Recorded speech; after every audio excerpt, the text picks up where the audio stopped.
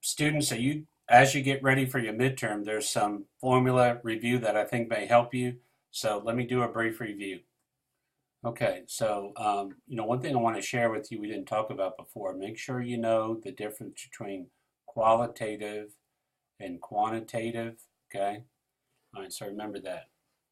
Now, as far as the formulas, we're talking about the frequency distribution table. Remember, that's like I have students. How many siblings you have? Some have two, some have one, and let's say the frequency. I have 5 students that have 2 brothers and sisters, and I have 6 that have one. Right now, relative frequency is a percentage. So, in other words, here there's a total. Right, there's a total of 11. So the relative frequency of the first data item 2, that would be what? That would be 5 over 11. See, 5 over 11. It's like probability. And then over here is 6 over 11. Of course, that would add up to 11 out of 11. Again, relative frequency. Now, also, don't forget this business about the pie chart. To figure out how big the degree would be for a piece of pie, remember it's 360 altogether, right? You take the relative frequency I would say as a decimal, times 360. Hopefully that makes sense. Okay, remember standard deviation. This is very important. Besides the measures of central tendency, the mode, the median, and the mean, okay? The standard deviation is a measure of the spread of the data. The population is this, and the sample is that. Okay. Remember the empirical rule. We'll get to that in a second. Now, there's one thing I do want to share, and that is the Chebyshev formula, 1 minus 1 over k squared. All that is for 2 standard deviations or 3 standard deviations away for a distribution that's not normally distributed, that you could use that formula. Now remember, when k is 2, it's 1/4, right? So 1 minus 1/4 is 75%. And I think the other one's 89%. What does that mean? It means at least 75% of the data fall within 2 standard deviations or 3 standard deviations. Okay? And remember, that's for a situation that's not distributed, not normally distributed. Okay, so that's what I mean with this statement right here, okay? All right. Let's talk about the empirical rule for a second. And we're very familiar with this. It should be indelibly printed in our mind by now. If this is the mean, and then 1 standard deviation to the left and right, 68, 2 is 95, and 3 is practically all the information, or 99%. So again, 68, 95, 99. And remember, there's your standard deviations, right? All right, so don't forget the sample, right? The sample is a statistic, and the population will be a parameter. So that is a parameter. This is a statistic. Let's talk a little bit about the percent below and above. So percentile, okay, percentile. This happened when you were born into the world. Your weight was a certain percentile. When you took the SAT, you got a score, you did better than a certain percentile. So it's the amount of the data below your value, normally as a percent, okay? Now, how do you find that? Well, to find the percentile value, like in other words, 65% or whatever, take the number of values below the value you're considering. And so let me explain that again. Let's say you got a list of numbers, and here's 18. You want to know what percentile it is. You find the number of numbers below it, you add 0.5 to that, and the total number of numbers all together in your data set, and that'll give you the percentile. Remember, you're going to round to the nearest integer. Round to the nearest integer. Okay? All right. Now, sometimes you want to know the location of the percentile. So where is the 65th percentile? Okay? Good question. You use this formula, P over 100 times the numbers in your data set. And do not forget, if it's a whole number, you round that particular location up with the next one, and then divide by 2. If there's a decimal number, when you compute that, then just round up. So if it's 52.1, it's going to be up 53, always up. Okay, so that's, that's a few lessons of information there, not a lot of big stuff. Let's move on where we're talking about probability. Probability is basically a fraction. It's what you want over the total. Hey, what's the probability of having a heart when I'm playing cards? Well, there are 13 hearts over 52, or 1/4 of the deck, right? Okay, unless you're playing 52 pickup. That's an interesting game. All right, so let's go on to a little bit more review on the formulas. Now, here is the addition rule for probability. What's the probability of a club or a 10? See, it's a club or a 10. Well, it's a probability of club plus a probability of 10 minus a 10 that would be a club. Okay. Number next, the rule of complements.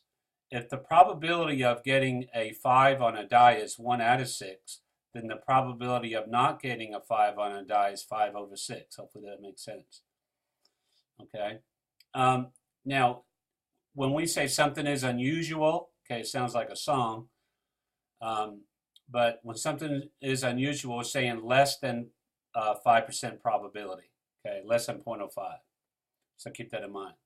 Now we're talking about conditional probability. Conditional probability. What's the probability of you getting an A given that you're in this class? I would love to say 100%. What's the probability of you getting an A that you're in all of the E-Course students for the summer semester? That's a different question, okay?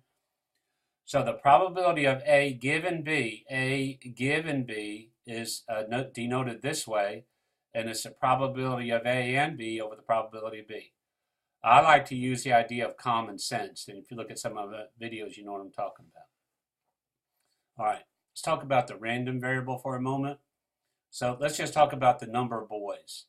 Let's say you have 3 children, and I want to know what's the possible number of boys. Good question. Okay, so these numbers represent the probability, and then the numbers over here are the values of your random variable. By the way, that sum should always be 1, okay? All right, so we could do a histogram. If I had a little time and did a histogram, it'd be kind of look like this, okay? When we say at least 1, this is getting some of you guys at least 1. Well, here's a family over here. Here's mom, dad, and the kid, right? Okay, over here, okay? And here's 3 children, okay?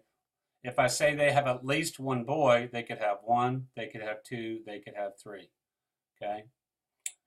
All right. Now, what is the mean of this random variable? Good question. Since this looks a little like a, normal distribution or some type of distribution, we know that there's a mean.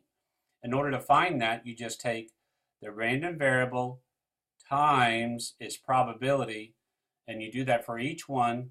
So this times this, this times this, this times this, this times this. You multiply them together and add them. Multiply them together and add them. And sure enough, when you do this, you get 1.5, which means the average person has 1.5 child, okay? All right. So this is also called expected value. Expected value. By the way, here's a formula for variance and standard deviation, okay? So standard deviation would just be the square root, but the very good news is, hey, you could do this on the calculator. What you do is you put your random variable in L1 and you put your probability in L2, and then you do one variable statistic L1, L2, which is really cool. And then you're looking for the standard deviation, okay? I think only one of those values is going to show up. So please keep that in mind. Now, we want to talk a little bit more about the binomial distribution. You know, our example of the 3 children, the boys we just talked about.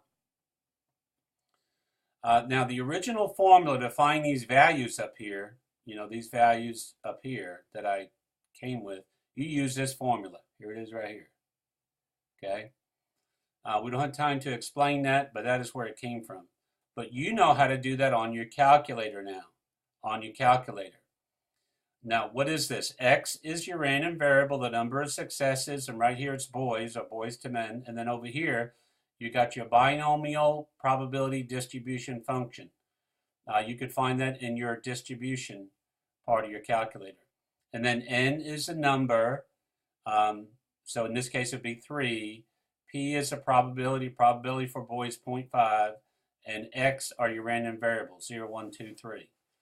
Now don't forget, if you're trying to find, well, what's the probability of having 0, 1, or 2 children, you're going to use cumulative distribution function, okay? Put the same values in there, but over here you're just going to say like 2, okay? Hopefully that makes sense.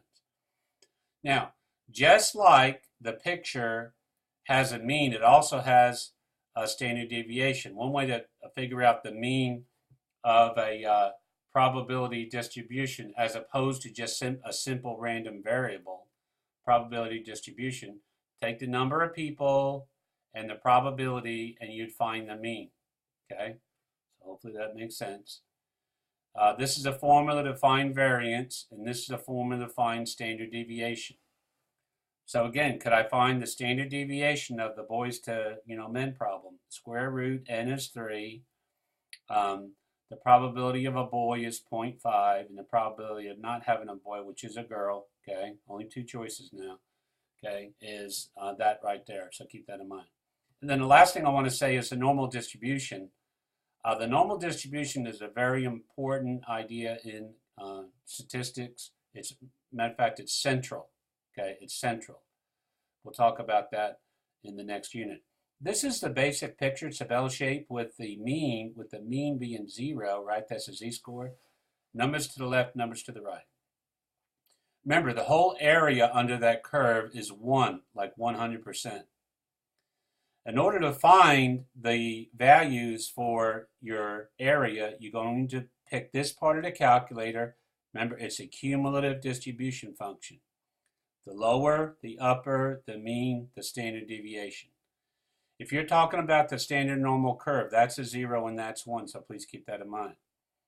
Now, remember the low and the upper. If you're not given a lower number, you're trying to refer to a number way out there. So you are going to use -1 times 10 to the 99. That is a very far left number, okay?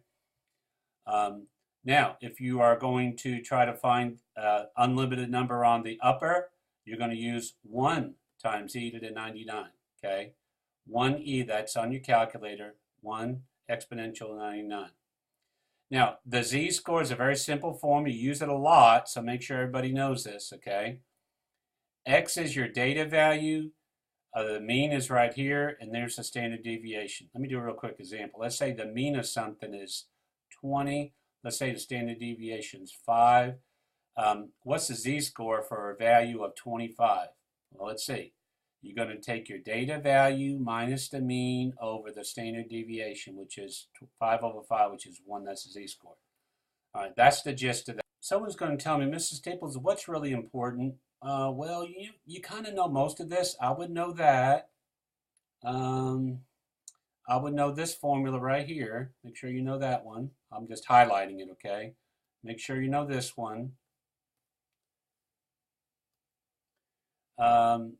You should know this, so that's really not a big deal. You should know that. That's not a big deal. Know the 0.05. Know this conditional probability. I'm just highlighting that, okay? Know this little formula. This will help you, so make sure you know that.